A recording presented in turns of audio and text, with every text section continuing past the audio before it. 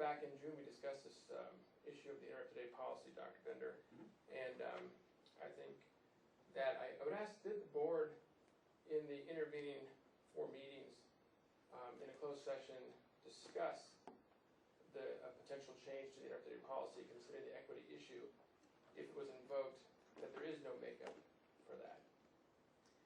The answer to that is no, we did not discuss that in a closed session. For one thing, if we were to discuss it, it could not be in a closed session. Right. Did we discuss it at all, I guess is the question. No, we did not. I know, because that was something that I asked the board to do back in July, consider that. And I'd appreciate it if they could continue to think about that. We've had over 56 years, I think, now in that school without an interrupted day policy. And I think to equity, as mentioned by the last speaker, education is our more priority, so we need to keep kids in school. So I just think that's something to consider. And also back to Ms. Kelly Plaza's comment on the actual dollar item. What could the board between now and our budget meeting get a specific dollar quote from our professionals regarding frame, both field and carpenter, if they wanted to make a radical move along the budgeting process to address an issue? I think I saw a shake of a head behind you while you were saying that. But I guess one thing I'd say about the budget is I would not get too hung up on this particular budget, and here's why. This budget will be the budget that goes from 2011 to 2012, so July 1st, 2011 to June 30th, 2012. There will be an amount in that budget for maintenance, but you know that if one were to do a project, even in the summer, the bulk of that, as I understand it, would be paid for in the 2012 to 2013 budget, rather than the 2011 to 2012 budget. So the budget that we will be approving in September largely funds the projects that we just started completing this past summer. So the money's already spent in the current budget? We are, by the time we approve it, we will be nearly a fiscal quarter into the budget. So what that means for facilities purposes is that you probably, if one wanted to see a project get done in the summer of 2012, one should not be too fixated on whether it is, you know, included within a budget that we approve in September of 2011. You know, it is possible for the board to consider a project later in the 2011-2012 year and approve it for the summer of 2012, even if we didn't have a cost estimate for it in September of 2011. Now, that's not to say that that's what we're going to do, but my advice would be not to worry too much about the budget. Sure, I'm not really worried about that per se, but I think it's probably prudent for the board to have at least maybe a transparent view of a potential number for the summer projects of next year. And I guess I'm asking the board to consider that, possibly requesting in the intervening time to start to focus on what is that number to provide equity across the district with respect to heat and cooling. Thank you. Fair comment. Thanks. If I might, board member Heidi, I wasn't shaking my head that it couldn't happen. Okay. I was shaking my head that we weren't were prepared to have it happen. Okay. But to answer his question specifically, I think once we have a meeting with Dr. Bender and Scott to talk about specific systems and how one approach might affect another item. For example, Carrie mentioned in her report about a boiler with steam lines. Do you want to go to just replace the boiler in kind, and what that means? Replace the boiler, replace the steam lines, replace the condensate lines, and all the other pieces that it could potentially touch.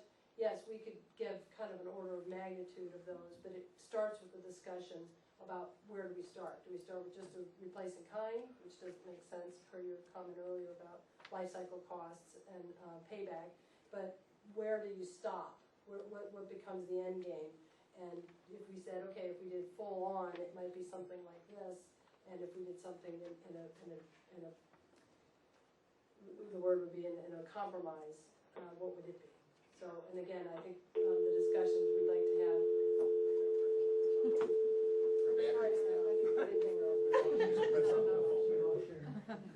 But like I said, I think that there's something that we could provide. I mean, I just don't wanna get hung up on the dollars before we have an opportunity to talk about the focus. And that's sort of where we were coming from and not bringing recommendations. Fair enough, thanks for clarifying that. And for those of you, I think we lost our board member attending by phone. We probably in between agenda items, we'll try to dial her back in and see if we can do that. Any other public comments on this issue?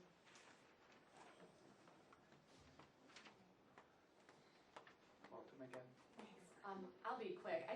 Along with concern for students, I just wanted to voice concern for teachers in a building with no air conditioning. It's going to be hard to be joyful about going to work if you think you're going to be uncomfortable all day. And I certainly would want my child's teachers to be enthusiastic about being at work. So I don't know, maybe they would want to come to the meetings and rally behind you guys too.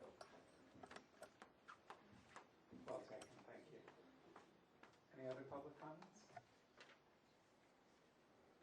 Any other board member questions or comments on the facilities issue? Well, one simple thing is, I know for a fact that there's been some stopgap measures done at Carpenter in years past that have been basically wasted money. I'm proud to say that this board voted over $2 million to mitigate flooding at Franklin and Carpenter over this summer. That's a huge issue regarding mold and utilization of the facility. And I don't think anybody on this board does not want to provide a better environment at Field and Carpenter. I've got a child still at Field, another one who just graduated Field. I'm well aware of the heat issues at Field. I'm sure they're just as unbearable at Carpenter. But as you've all heard tonight, we have to have a plan. We have to have an evaluative process. There may be another issue in another building that may be just as onerous that has to be dealt with. So I think by sitting back and doing an analysis, and then we can go forward from that analysis, I think it's important that everybody just realize that. And I personally want to see Carpenter and Field done and fixed and mitigated as soon as possible. But I feel that it's in everyone's best interest to simply evaluate the system first before we charge forward. I just wanted to make that comment. Fair enough. Any other board member comments? If not, thank you for your presentation this evening, and we will look forward to talking to you more on September 12th. Next up on the agenda is presentation and adoption of board goals for 2011 through 2013. And this is the second time we've started talking about this. Actually, as I start this up, should we try to call Sharon back before we do that? Okay, we'll take just like a 1 minute break or so while